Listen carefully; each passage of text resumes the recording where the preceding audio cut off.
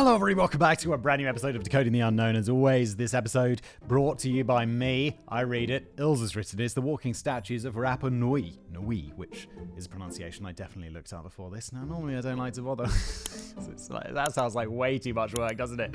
But given that it's the subject of today's video, I thought it would be a good idea. Anyway, let's jump into it, shall we? Let's see what there is to decode, because I don't think statues can walk. As always, ready to be proven wrong. Don't think I will be.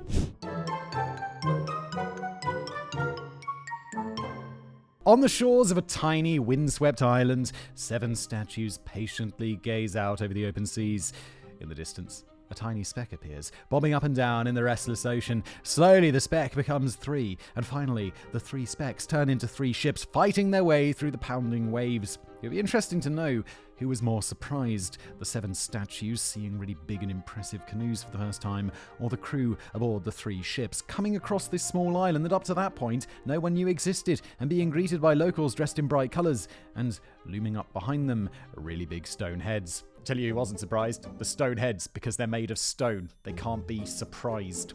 Ever since that fateful Easter Sunday in 1722, when Dutch Admiral Jacob Roggeveen came across the tiny piece of land he creatively named Easter Island, the Western world has been captivated by the giant statues called moai that can be found all over the island. Roggeveen himself only stayed for 1 day. He was looking for a continent, Terra Australis, not another island, but his visit was the first of many visits to come. The past was...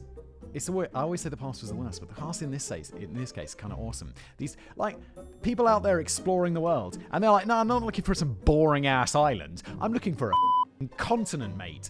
And it's like, today, I feel like all of the islands have been discovered, right? Because we have satellites. And it's like, there's no big secret island out there that no one's discovered that is actually awesome. What a disappointing time we live in.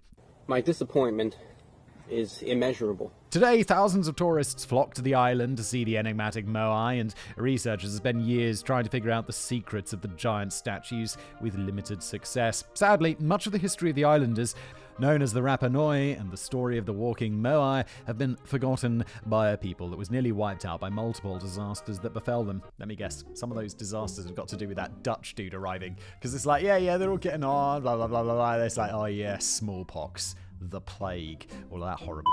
And through all that, the moai have stood patiently watching the story of the island unfold. They've seen it all. They know all the secrets. But like most ancient gods, they have no intention of sharing.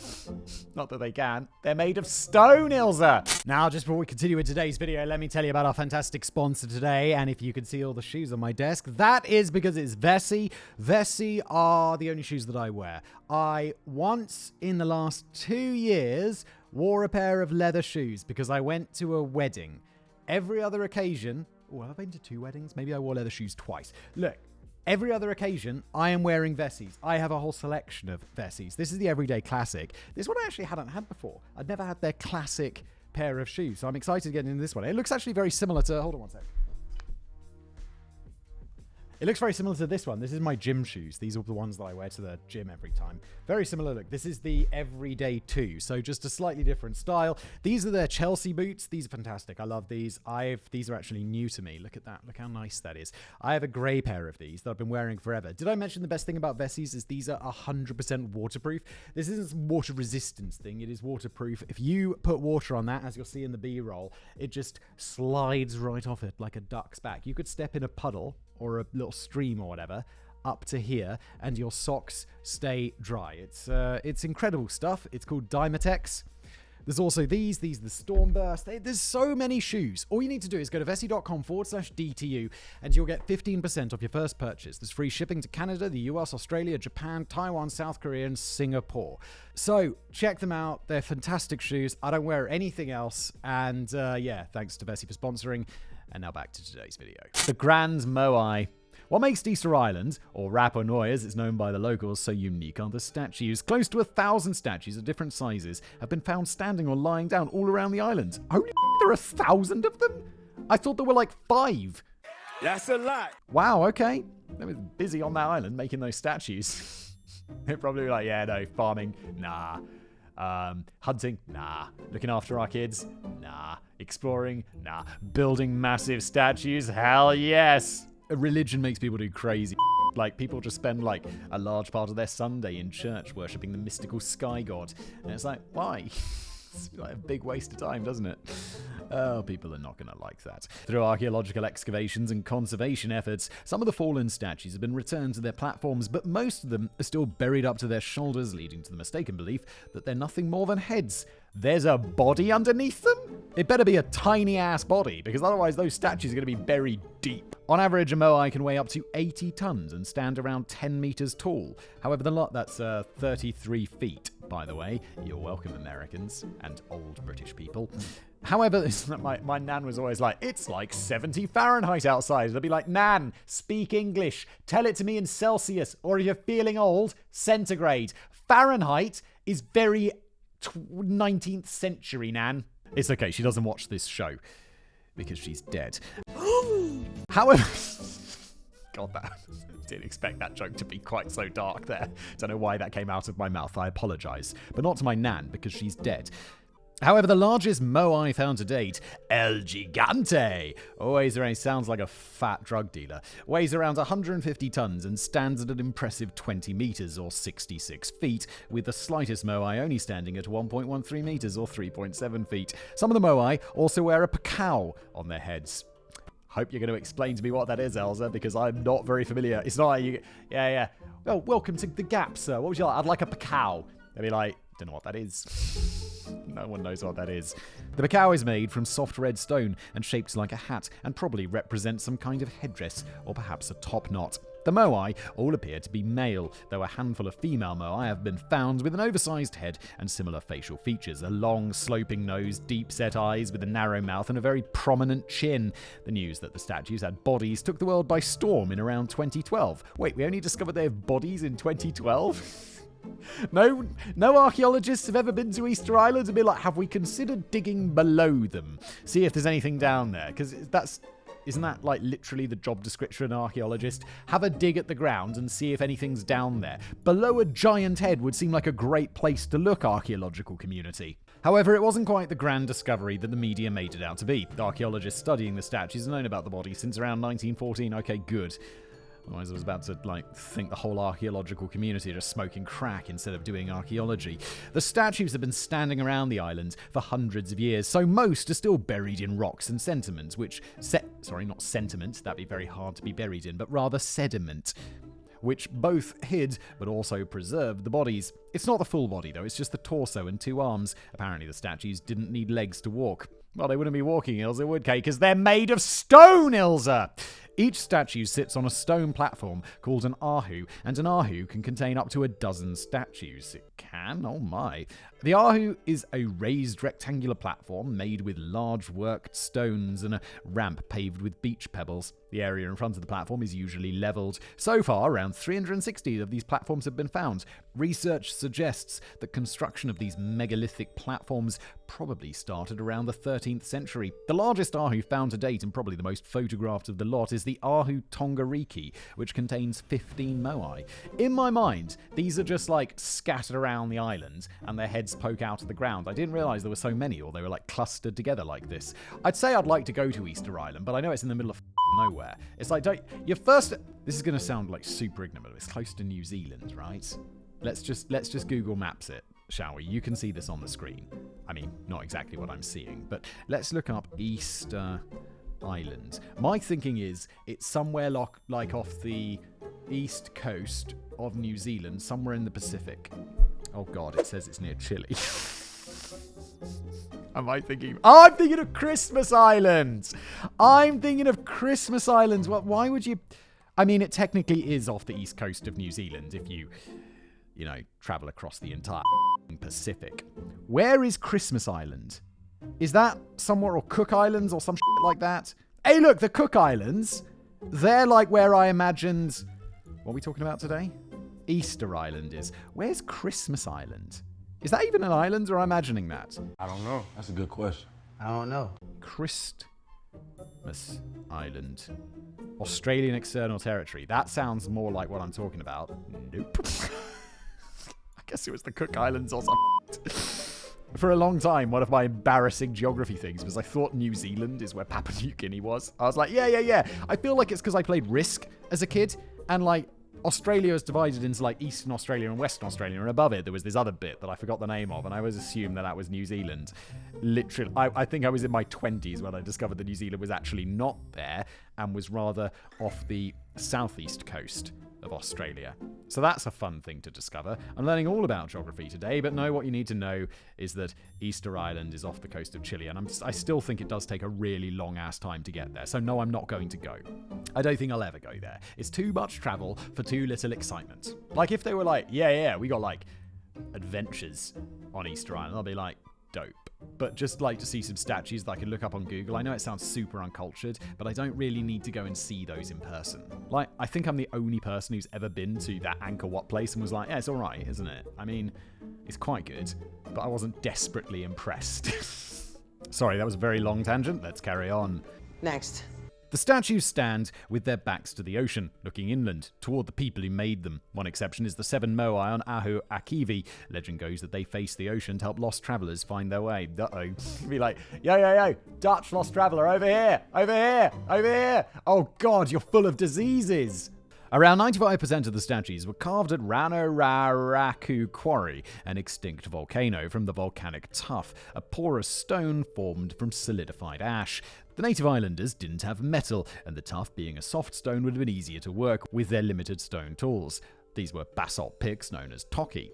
The Rano-Raraku Quarry is home to statues in various stages of production, which gives us a good idea of how these statues were carved. There are also several completed statues still waiting patiently in the quarry for transport that will never arrive. I don't know, come on archaeologists, at least finish the job, grab those statues and pop them in a good place.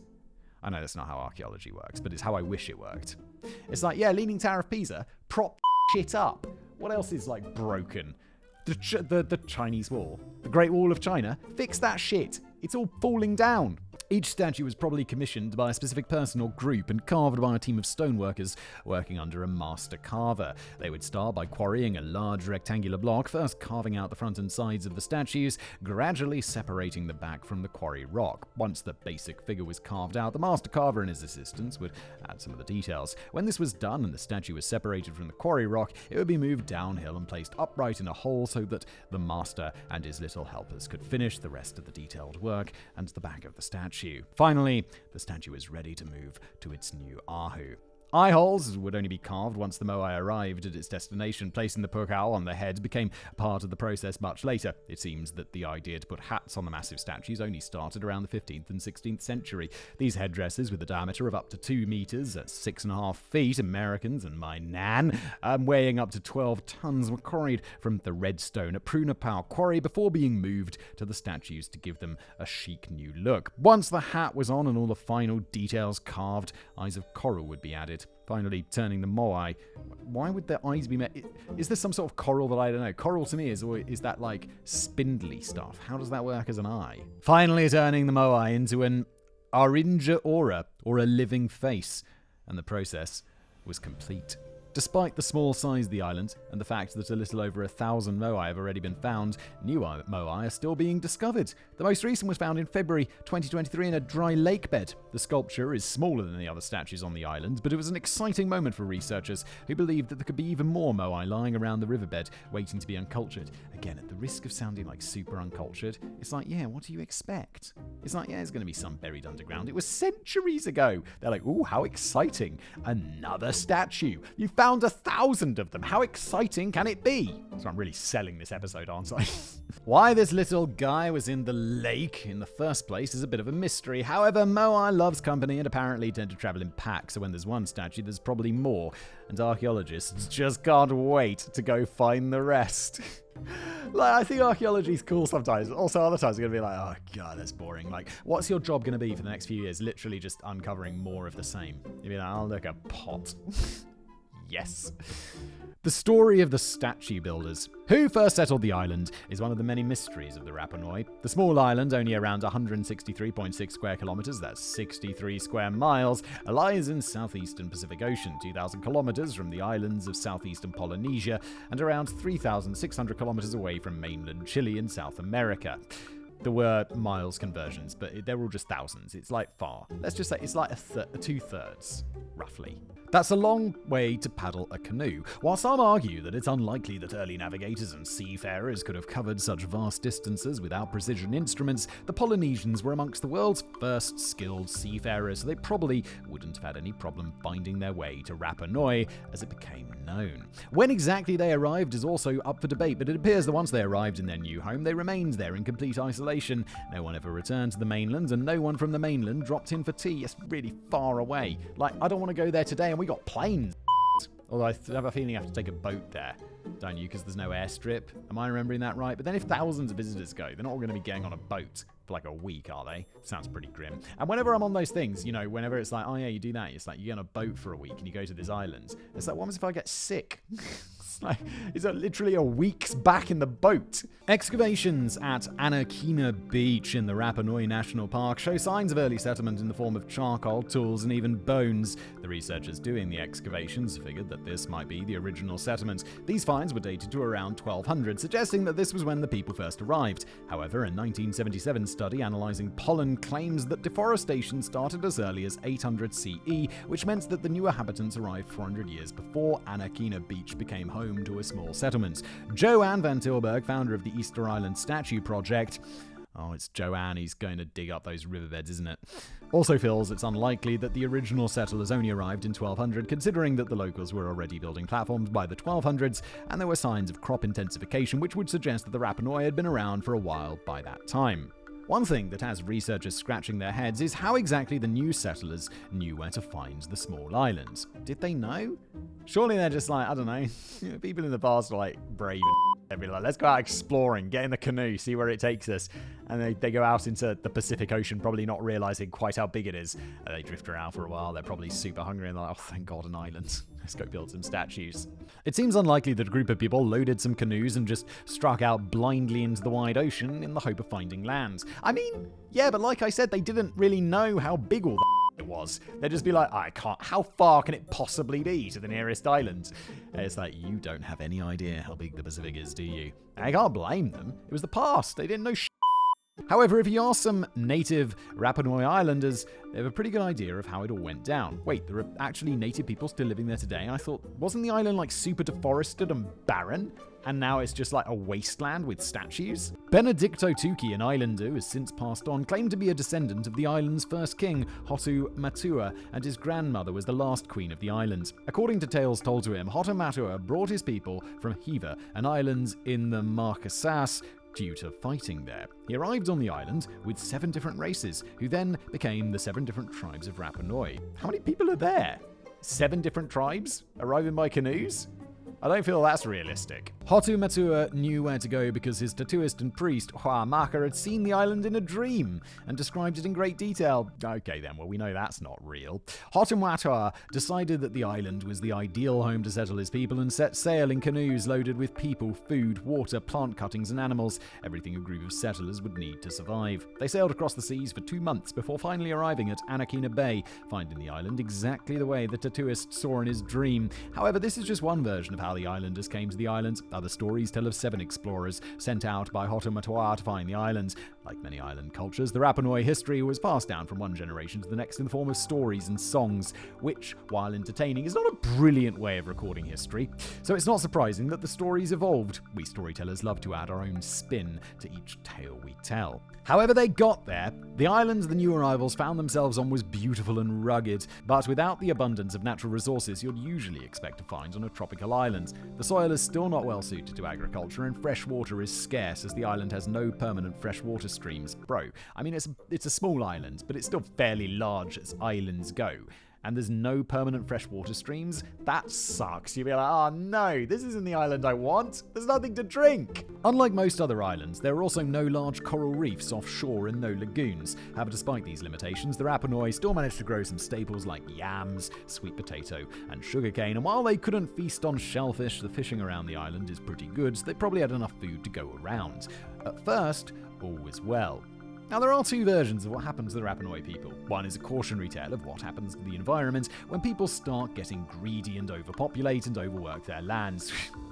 It's good we've all learned that lesson. Easter Island sported forests of palm trees for thousands of years, possibly as many as 16 million trees, with some standing 30 meters high. Well, that's a hell of a lot of trees, which means a hell of a lot of coconuts. And if you crack those bad boys open, you know what's inside? Drinkable, delicious coconut water. When people first arrived, they needed fire to cook, and they needed to clear land for farming, which led to large parts of the forests being chopped down and burned in order to clear the land. Once they started building the moai and the ahu, they needed timber for construction and possibly for moving the statues. Of course, once the trees were gone, the soil eroded and the holy cut down all of the trees already? The birds packed up their stuff and set off for distant lands, or just died out. They probably died out. Unless they're like migratory birds, they ain't making that flight.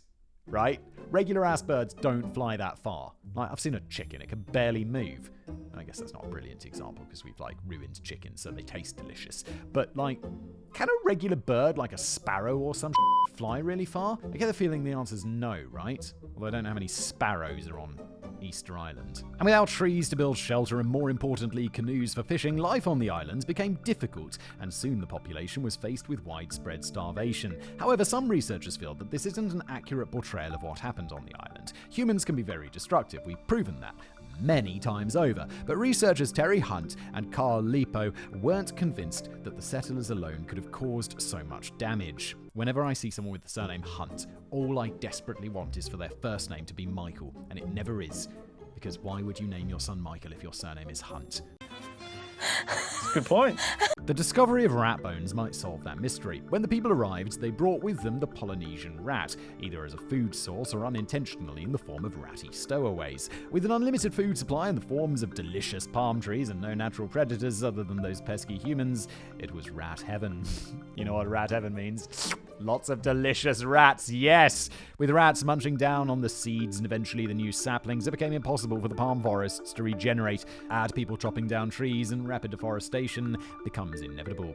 The reports by early European explorers seem to support this version of events. In Roggeveen's reports of the islands, the moai were still standing and he estimated the population to be around 8,000. When Captain Cook arrived in 1774, he reported that there were no trees over 10 feet tall, and he estimated that the population was around 700. Oh my, that's quite a substantial loss, isn't it? In 1821, Captain Thomas Raine, sailing out of Australia, reported that the inhabitants of the island swam out to meet the ship and there wasn't a canoe inside, thus confirming reports of a lack of seaworthy canoes. However, these early accounts aren't always reliable. Only 12 years after Cook's visit, another explorer, Jean-François de Leperouse, estimated the population of Rapa Nui to be between 2,000 and 3,000 people. So either Cook or de Leperouse had a bit of trouble with numbers and counting. Yeah, it's a fairly substantial difference. I mean, maybe one guy was just like, oh no, I just went to one village, 700 people, but most of the people lived in like the city around the corner. I mean, it doesn't seem very likely. Maybe it was just shit counting. The picture of the Rapa Nui destroying their land with a helping paw from the rats was accepted for many years, but how true is this really? Archaeologists love to disagree about things, and some state the island population might have been up to 15,000 or even 20,000 people at its peak. However, the poor soil and lack of fresh water would have been limiting factors, so a population explosion is unlikely. The population probably remained steady at 3,000 people from the mid-1300s until the arrival of the Europeans in 1722. Recent research also suggests that the deforestation happened gradually, not overnight, and there's even evidence that attempts at reforestation were made. However, even with the trees gone, the people adapted to their environment and were still healthy, happy, and according to some research, still building ahu and moai to stand on them by the time the Europeans set foot on the island. Once the Europeans arrived, however, things started going downhill fast as the population was decimated by diseases like smallpox and also the slave trade. Oh, I was like, wait, the slave trade was a disease? And I'm like, no, two separate things, Simon. Use your big brain. Instead of taking photos and buying souvenirs, the Europeans simply bagged the locals to sell on the slave markets. By 1877, the once proud people had been reduced from 3,000 to 111. A few articles claimed that the people who built the statues have all vanished, and what happened to them is a big mystery, but that's not true. The Rapa Nui is a resilient people, and today the population stands at 2,000 native Rapa Nui out of a population of 7,000 people living on the islands. Okay, so people do live here, on this decimated island. Based on their oral traditions, we know the Rapa Nui who built the statues were living were a complex society with chiefs, priests, and aristocracy, but also a people who took great pride in their work. Many of the lower caste became master craftsmen, carvers, divers, and canoe builders in their own right. Many of the crafts, song and dance of the great statue builders are kept alive by their descendants. So much like the statues, the people lived through some difficult times, but they're still very much alive and kicking. I have to say that's not what I expected. I really thought the whole island was just like devastated by deforestation and no one could live there anymore because it's just barren. I guess not. The big question, why were the moai made? Carving and then moving the huge moai took some time, so it stands to reason that if you're going to be making very large statues, you probably got a good reason, right? Yeah, well, I mean, sort of. You think it's a good reason, but it's not a good reason, and my bet is it's sky gods. Unfortunately, we're not really sure what that reason was, but as always, we have some theories. Throughout history, large statues have often had some kind of religious or ritual purpose. According to Rog, even when he arrived on the island in 1722, he found the native islanders praying and performing rituals to honor the moai.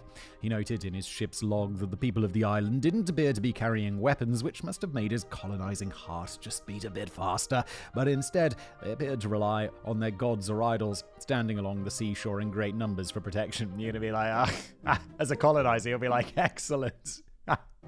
Idiots think the gods are going to protect them. Only my god is right! Like many other ancient cultures, the Egyptians come to mind, and the Rapa Nui believed their chiefs and rulers were descended from gods. After death, the chief would again reach divinity. The statues were meant as temporary housing for the spirits of their ancestors to keep the spirits safe until an apartment opens up and they can move on to the next plane. Either that or the statues were meant to capture the spirit and keep it safe so that it could continue to help the tribe. Archaeologists have discovered human remains at some of the Ahu, which further support the idea that these were sites for death rituals. This is also why statues needed to resemble humans, as they were used to honor the dead. Instead of just remembering the revered ancestors, the people wanted a physical image to represent each chief, so the theory goes, the moai are the faces of the dead ancestors. The first statues were smaller, but eventually they started getting bigger. This could be due to mana, an important concept in Rapa Nui beliefs. Mana is a sacred and spiritual power that comes from divinity and is channeled to the people from those who are descendants of the gods themselves. It's the divine life force, the source of energy responsible for fertility of the earth and seas. So, researchers believe a larger statue meant that the chief who ordered it had more mana. The chief next door saw this and, in a classic case of keeping up with the Joneses, decided to make an even bigger moai to have even more mana and power, and so on, leading to some of the huge moai standing and lying around the island today. Another theory suggests that since the statues had religious significance, any disaster that befell the island was met with a bigger statue. A disastrous crop failure led to an even bigger moai to honor and please the ancestors and gods, so that they'd provide a better harvest next time. Yeah, again, this is exactly the case of they think it's brilliant and exactly what they should be doing, but objectively it's a terrible idea, and they should instead be using that money to, make weapons to actually keep away the Dutch, or make, crops so they don't starve to death. Or maybe just stop chopping down the jungle. However, anthropologist Carl Lipo doesn't believe that the statues represent ancestors. The statues are very generic, and while the features are exaggerated, the statues don't seem to have specific defining features, like you'd expect to find on a statue carved to honor a specific person. Think of the Greek and Roman sculptures of important figures like Alexander the Great and Julius Caesar, or the Egyptian statues of pharaohs. There are also no ahus or statues found on top of hills, a place where you'd expect a monument to be built, especially if it's supposed to be symbolic. Another possible explanation is that the statues are competitive in nature, considering the variety in size. According to legend, there were originally 7 tribes, but today there are about 36 different clans on the island. With a variety of culturally distinct and separate clans or tribes, the statues could have served as status symbols, essentially the ancient equivalent of a fancy new car, a big house, or, in South Africa, a tennis court in your backyard. Oh, is that the flex? I heard in Australia it's balconies. What were we? British people were not very flexy. I don't think. Are we? I don't know. Are we? I guess we do drive fancy cars and such things. But I don't know what that would be. I guess big house. Like big house. Tiny house in London. The larger the statue, the more resources, especially in the form of labor, went into making it, proving that a particular tribe was flourishing. If you can afford to spare men to carve statues instead of farming or fishing, well, you're doing very well indeed. Considering the limited resources on the island, you'd expect conflict. However, there isn't much evidence for prolonged and particularly lethal warfare. There are no fortifications on the island, and while skeletons with clear signs of injury have been found, those injuries were rarely lethal. So perhaps the islanders were smart enough to realize their small population couldn't sustain extended warfare, and instead of killing each other by the hundred, they engaged in territorial displays by building more and bigger moai than the tribe just down the road. Yeah, I don't know if I really believe that one, because at some point they're going to be like, yeah, but if we murder the tribe down the road, there's going to be more resources for us, and also they're going to be building no moai at all, not even tiny ones. Personally, I think trying to make better art than the other fellow is a far more civilized form of warfare, and the Europeans should have been taking notes instead of selling the locals into slavery. Completely agree if it's true, but I don't think it's true. Carl Lipo, however, believed that the moai were used as landmarks of sorts, indicating where to find valuable resources. After mapping the exact locations of the moai, Lipo and his team discovered that the moai were often located next to important resources like workable land for agriculture, fresh water, or good fishing spots. Doesn't that also just mean it's where the people were going, like in general? So they'd be like, that's a nice place for a moai, isn't it? Because we're just fishing here, one afternoon, and Bob's like, you want to build one of those moai? And they're like, yeah, let's put it over there, rather than some random place we never go to. However, for the most part, the statues were found close to a fresh water source suitable for humans. Fresh water is an incredibly valuable resource on the island, as the island has no permanent streams and there's no real evidence that the natives relied on the lakes, as the lakes and springs were sitting atop volcanic cores. They were hard to reach and far away from settlements, so it's unlikely that they were used as a steady water supply. Rainfall was unpredictable, and when it rained, the rain would drain into aquifers. The groundwater would then seep into the caves and appear in streams on the coast. Lipo and his team first noticed these freshwater streams on the coast when they saw horses drinking from what appeared to be the ocean. As we all know, drinking seawater is a bad idea, and horses aren't stupid, so they probably weren't drinking the seawater, which is how the researchers discovered the brackish streams that provided the locals with drinking water, according to historical records. Some of the ahu were found without an obvious fresh water source close by, but historic wells indicate that the locals would make a plan to get water and dug wells. Considering the time and effort involved in carving a statue and transporting it, the statues were probably not used as markers to indicate, find your fresh water here. However, fresh water is vital for drinking and farming, so it makes sense that these spots would be considered important and possibly even sacred, making it an ideal spot for a moai, the embodiment of a sacred ancestor. But again, I'll just say, also, if you're erecting a massive statue, even if you've carved it elsewhere, it's going to be quite a lot of effort to kind of put it up and all of that stuff. You'd want to do it near a water source rather than far away, because lifting statues is going to be thirsty work. The ahu and moai found near fresh water sources might also have been used to show that it belonged to a specific tribe or clan. In true competitive fashion, the size of the moai, or perhaps some of its features, would indicate the quality of the water. The higher the status and the bigger the competitive advantage. However, it's possible that the moai were more than just religious icons and served a practical purpose, perhaps without the islanders themselves being aware of it. According to a study by Johan van Tilburg, the moai was believed to improve agriculture, which made them critical to food production. Van Tilburg's team, which includes geoarchaeologist Sarah Sherwood, has spent around 5 years studying 2 moai excavated at the Rano Raraku quarry on the eastern side of the island. The statues were found upright, one on a pedestal and another in a deep hole, suggesting that they weren't awaiting transport to a new location. The researchers also found crescent shapes and other figures carved into the backs of the statues, and a carved human head was found resting against the base of one of the statues. It's possible that these statues were meant to stay where they were, in the quarry, and served a ceremonial purpose, possibly to ensure a good harvest, because, as it turns out, Rano Raraku was also very productive farmland. After testing soil samples, it became clear that the area around the Rano Raraku quarry was producing foods like banana, taro, and sweet potato. Sherwood believes the soil at Rano Raraku is probably the richest on the island and is also adjacent to a fresh water source, which made the land ideal for farming. The quarrying of the statue seemed to have further boosted the fertility of the soil, while other soil on the island was being eroded away or leached of elements for plant growth, the smaller fragments of bedrock raining down from the constant quarrying and carving of the statues provided the soil with elements like calcium and phosphorus, which is vital to agriculture. The combination of small bedrock fragments and fresh water created a perfect feedback system, providing the soil with water and natural fertilizer. Similar research done by Mara Mulroney found that the Rapa Nui people would place basalt pebbles cobbles and boulders in the mulch gardens they kept for cultivating yams, sweet potato, and other crops. The stones would trap moisture and the boulders protected the plants from the winds, but the weathering of the rock also allowed minerals to leach into the soil, boosting nutrient levels and thus improving yields. In a good example of the divine used to explain science, the Rapa Nui farmers probably didn't realize it was the minerals from the rock shards leaching into the soil improving their harvest, rather ascribing the great harvest to divine intervention. It's basically where religion comes from. Super interesting. Unfortunately, much of the Rapa Nui oral tradition has been lost, and while we have many theories, even the descendants of the Rapa Nui still living on the island today don't know why exactly the statues were made. Making large idols containing the spirits of your ancestors and placing them near valuable water and fertile land, inadvertently making the land more fertile, seems like the most likely explanation. However, I quite like the idea of people making big statues to show superiority rather than making spears and killing other people. Yeah, I like the idea, I just don't think that it's very likely. The end of the moai. Jacob Rogeven and his crew reported that when they arrived on the island in 1722, the statues were still being used by the locals for rituals and religious practices. However, when James Cook arrived in 1774, he found the giant statues in ruins. If the moai were such an important part of Rapa Nui culture, why did the islanders stop making them? While the moai standing on their platforms were still in use by the time the first Europeans arrived, archaeologists believe that the moai carving practice reached its peak by the 1500s. However, from the 1600s, things started going in a different direction.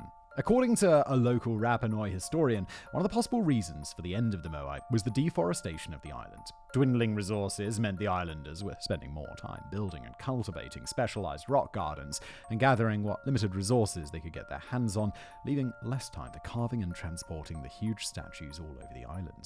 On top of that, if they needed logs to transport the moai, the lack of trees would have made the transportation much harder or even impossible. If the population further declined due to a lack of resources, the Rapa Nui people simply wouldn't have had the manpower necessary to continue carving and moving the great moai. Alternatively, deforestation and lack of resources could have led to societal collapse, with the resources on the island dwindling, the people were starving. As one researcher pointed out, when you make idols, you're going to create the ideal. The early moai were thinner, but the later ones had great curved bellies. The people were starving, so they made their idols big and fat. When they finally ran out of resources, they not only stopped carving the moai, but even toppled their idols, perhaps thinking that their ancestors had perhaps abandoned them, or in anger as an act of taking power away from the ancestors who weren't willing to help their people. Eventually, people started killing each other for what resources remained. See, you get there eventually.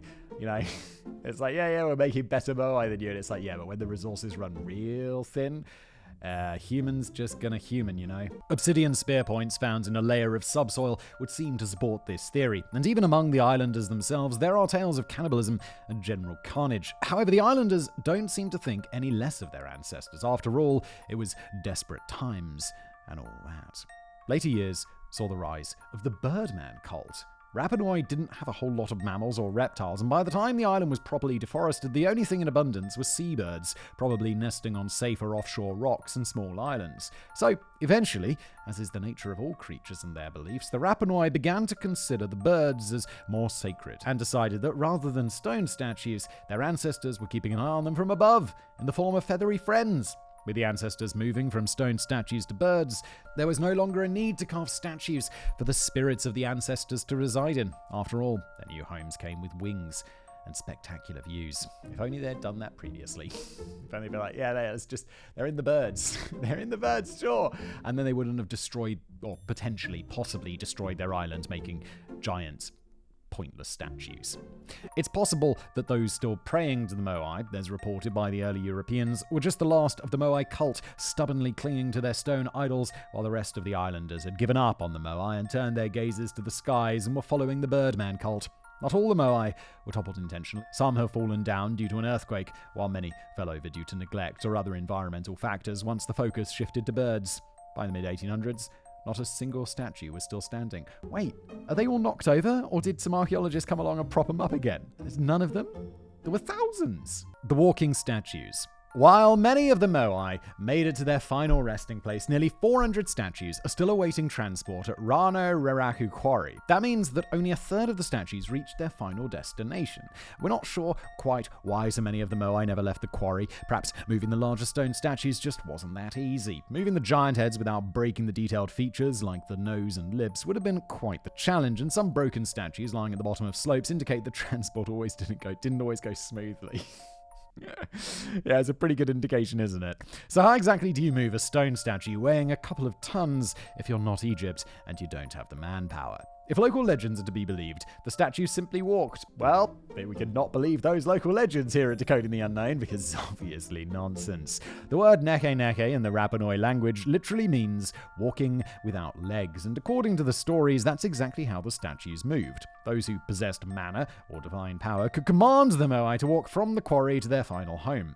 According to legend, only a select few people had enough mana to make the statues move, either by commanding them or by reciting magical chants. One myth tells the story of Tu Ukoihu, a popular chief and powerful man whose mana was so great that when he told the statues to walk, they not only walked, but walked to places of their own choosing, deciding for themselves where they wanted to spend eternity.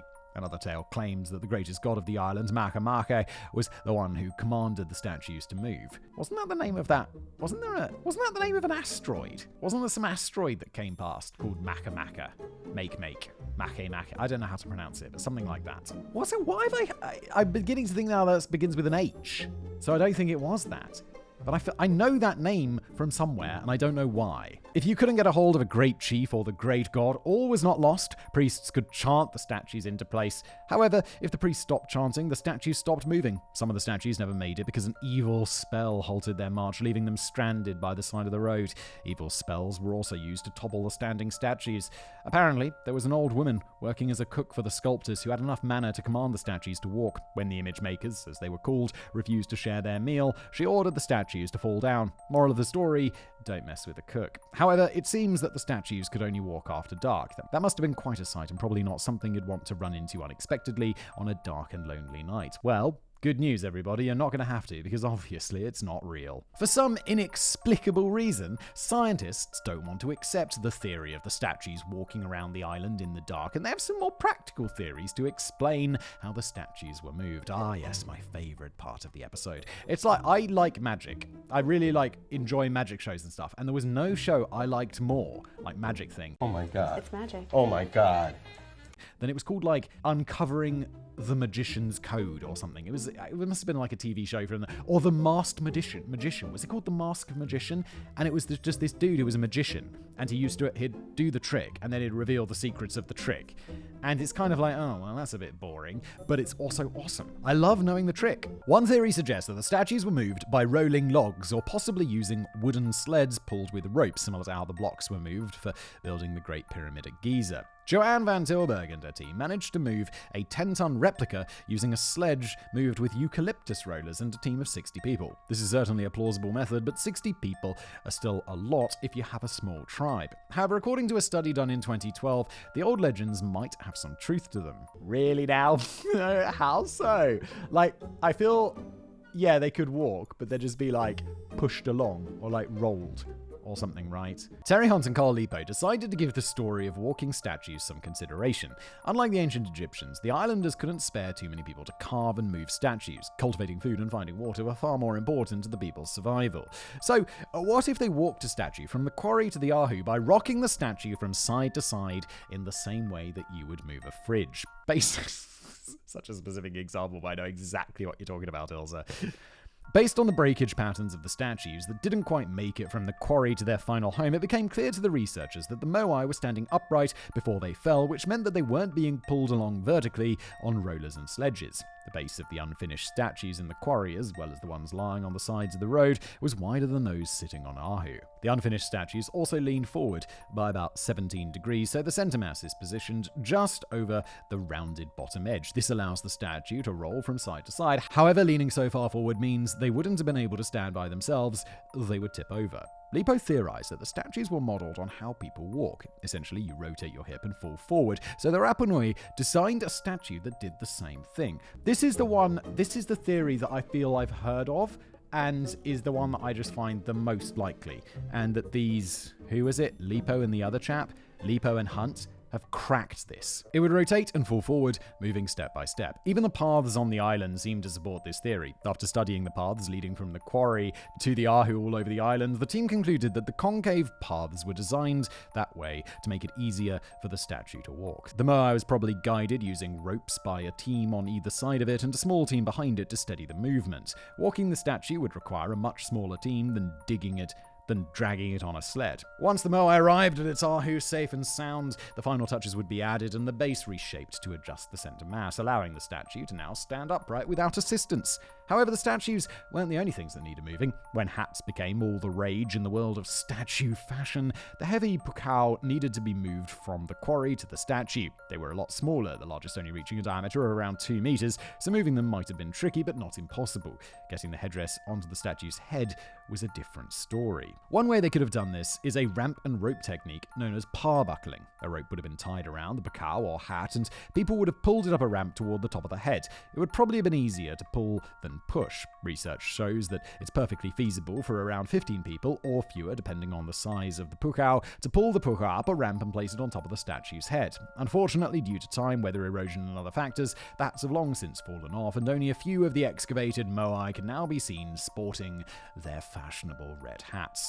Of course, where you find amazing feats of human engineering, you find aliens! Yes! It's never a Decoding the Unknown episode if aliens don't get involved. According to Eric von Daniken, oh god, a name I know so well, spouting his, in my opinion, allegedly nonsense theories. He's the guy who wrote like Chariots of the God and right? Who studied the Egyptian pyramids and the giant geoglyphs in Peru. The work is too detailed to have been done with the stone tools, and it was done by aliens. A small group of aliens found themselves stranded on Easter Island. Of course they did. Though how they managed to do that is unclear. And in an attempt to signal their alien buddies looking for them, they built these huge stone statues with distinct human features and placed them all around the island. Because if your alien comrades are looking for you, they're going to be looking for large human heads. That makes perfect sense. Yeah, perfect sense, like all of Eric's other ridiculous theories. Conclusion. Perched on their platforms, or half buried beneath the ground of Rapa Nui, the moai are still keeping a watchful eye on their people. They may have been replaced by a birdman cult in the distant past, so I'm thinking they're probably not fond of birds, but they're the objects of a new kind of worship. Despite not being the easiest travel destination to reach, their visitors are plenty. They may not be considered the source of fertility for agriculture, but they're still looking after the island and the people on it by luring tourists and the money that comes with them. Not something the birds are really doing. We'll probably never know why exactly they were built or how they were moved, but I like to imagine these large statues lumbering across the island, slowly making their way to their platforms to settle down and spend eternity in contemplation. Who knows? Perhaps they're still walking on the darkest nights when no one is watching, bestowing manna on their people and trampling a few seagulls along the way. They're not, because as I said many times, they're made out of stone! And that's where we end today's episode of Decoding the Unknown. Thank you for being here.